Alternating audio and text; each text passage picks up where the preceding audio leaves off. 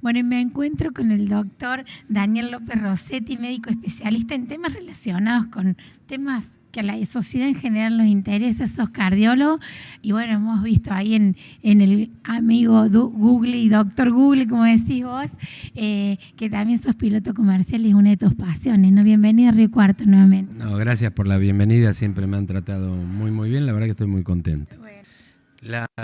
La medicina ha avanzado muchísimo desde los albores de la humanidad.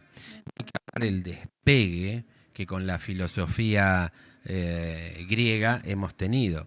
Pero después se fue agregando a la filosofía otros elementos ya de ciencia pura, de riqueza. Desde Aristóteles para acá cada vez se ha hecho más científico. Como si mirá, no te voy a sacar el micrófono, lo dejo acá. Pero como si esto fuera el cerebro, y digo que como si esto fuera el cerebro y que está funcionando, bueno, con resonancia magnética nuclear, funcional, uno puede ver qué parte del cerebro funciona cuando hacemos tal o cual cosa, cuando sentimos tal o cual cosa, o cuando pensamos tal o cual cosa. Eso se ha dado en llamar, eso y otras herramientas, neurociencia. ¿Por qué? Porque es la frontera final, que es el conocimiento de nuestro cerebro. En la medida que ahí yace el pensamiento, las emociones y los sentimientos, pero que solamente existen en sí mismo con el resto, claro, que es todo el cuerpo. En realidad, todo esto es una unidad, cuerpo y mente. Y claro está, la neurociencia ha hecho mucho en eso y tiene un horizonte extraordinario, porque lo que uno busca es la expansión de la emocionalidad, de los sentimientos, la comprensión de las necesidades, saber cómo funciona la glándula suprarrenal. Ya no tiene mucho secreto. Mecanismos de medicina alternativos a la medicina que conocemos. Pero sí hay gran cantidad de herramientas complementarias absolutamente útiles y que hay que unirlas. Y eso está bien. No es lo alternativo en sí, sino es lo complementario. Debemos recurrir a lo que tenemos. Y la ciencia es lo que tenemos. Pero también tenemos cosas que son milenarias y que sabemos que sirven. El tema es unirlas yendo todos para un mismo sentido. Bueno, y hablando de los libros también un poco con el doctor López Rossetti, de tantos libros que has escrito, ¿cuál fue el comienzo de todo esto que te llevó a escribir? Porque has hablado desde las enfermedades de San Martín, de Belgrano, de Sarmiento, esto que vamos descubriendo de nuestros próceres, y bueno, que también han sido personas, como todas, que han tenido que padecer determinadas enfermedades, y bueno, y gracias a ellos también hoy los descubrimos como grandes héroes desde otro lugar, ¿no? Seguramente cuando publicó esos dos libros, Historia Clínica 1 e Historia Clínica 2, pasando por la vida de un San Martín, un Belgrano, Freud, Darwin, Tita Merello, no sé, tantos que me gustaron, hasta Don Quijote de la Mancha como ser imaginario, me dio la oportunidad no de saber de qué murieron, porque eso, claro, lo que importa es saber por qué vivieron.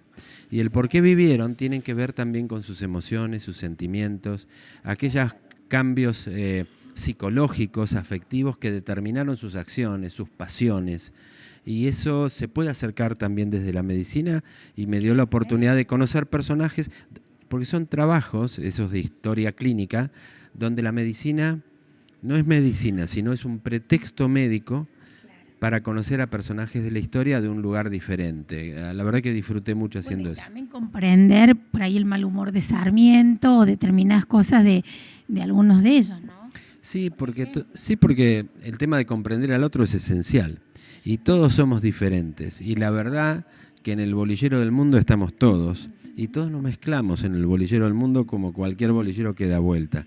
Y es importante salvar esas diferencias sabiendo que somos diferentes unos a otros, pero somos fuertemente complementarios y que debemos ser absolutamente tolerantes. Tolerante significa tener plasticidad de pensamiento para poder ver la realidad desde una óptica del otro, del interlocutor.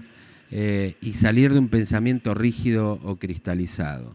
Yo creo que debemos fomentar el ejercicio de la duda, es decir, dudar de cosas de manera de tener la mente amplia para nuevas condiciones, verdades, para revisar todos aquellos libros y documentos que tenemos en los anaqueles de la memoria y que a lo mejor damos por cierto, irrevocables o inmóviles. Y la verdad que vivir es el cambio, es generar cosas nuevas, es atacar las propias ideas de uno mismo, y eso uno se nutre con el pensamiento y el pensamiento de los demás. Y bueno, ¿cómo fue? ¿De qué herramientas te valiste vos como médico o dónde pudiste conseguir ese material? Hay que ponerse a estudiar, a investigar. Me hice investigador de la Biblioteca Nacional, empecé a buscar, y el tema es leer bibliografía, es leer documentos desde un lado o desde un lugar diferente. Claro. Es decir, a lo mejor uno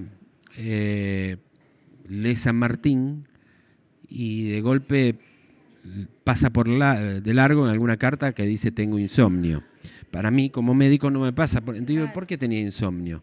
¿Sería un insomnio por enfermedad? ¿Qué enfermedad tendría? ¿Sería algo endógeno, parte de una patología general? ¿Qué otras alteraciones tendría?